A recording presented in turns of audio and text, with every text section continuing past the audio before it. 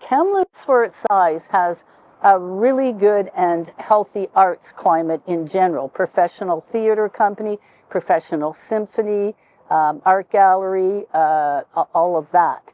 And I think that has to do with people who came here and saw the need to start those things. But it also has to do with the fact that Kamloops is not near a big city.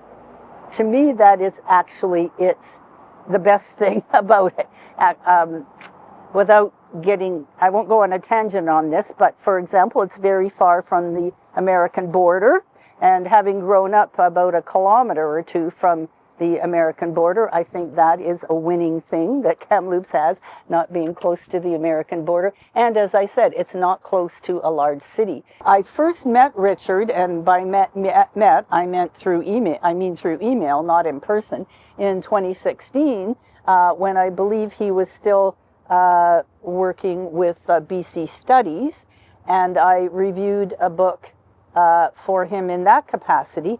And then he told me he was starting the Ormsby review, I guess it was then, and asked me if I'd review for that. I think about it like teaching. When you're teaching a book, you come to know that book in a different way than you would if you just read it for pleasure. I knew I'd be retiring sometime in the next 4 or 5 years, and I was looking around for things to keep myself busy during retirement.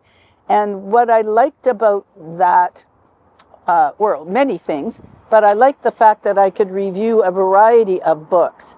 I'm a Canadian literature specialist, and I've certainly reviewed many for Ormsby and later British Columbia Review, but I also have reviewed nonfiction, I've reviewed memoirs, mysteries, and children's literature.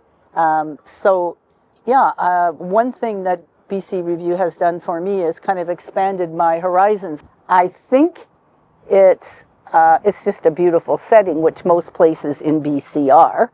I came from Southern Ontario, and my husband and I just sort of fell in love with the actual landscape. There's a need in that situation, I think, to start something, to start a literary community, to start a symphony, because you can't go half an hour down the street and get it, right?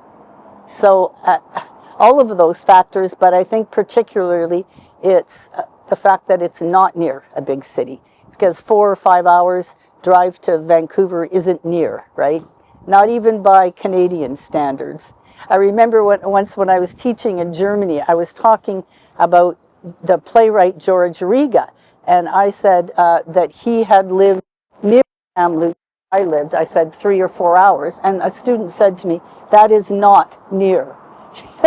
And by Canadian standards, it's not far, but certainly by European standards, it's definitely not near. So I guess in sum then, I think Kamloops owes the strength of its artistic community in large measure to the fact that it's far away from a big city.